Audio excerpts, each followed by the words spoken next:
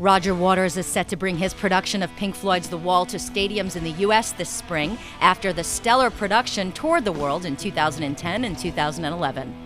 The stadium tour kicks off May 1st in Houston and runs through all major cities, wrapping June 16th in Philly. Tickets for the shows go on sale November 7th.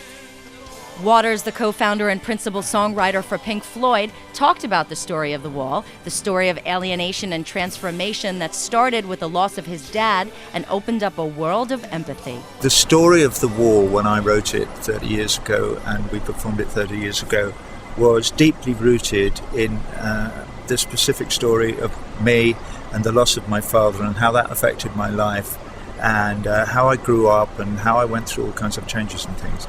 And I've realized before putting on this production, I wanted to broaden it to the point that anyone who shares that sense of loss or a sense of outrage at the losses that occur can identify with my personal story, but also understand that it was my loss that enabled me to empathize with others. The double album will be performed in its entirety, featuring a full band and state-of-the-art production, and Waters talked about upping the ante production-wise for the 30-plus-year-old story. I didn't see much point in trotting out the show from 30 years ago.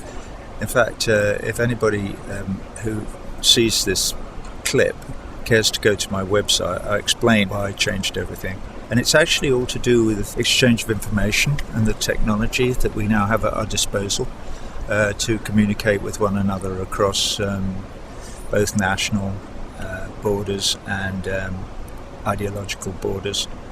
And one can substitute the word wall for the word border. The Wall Live has played more than 120 shows around the world for more than 1.6 million fans, making it one of the most successful tours of the last 2 years.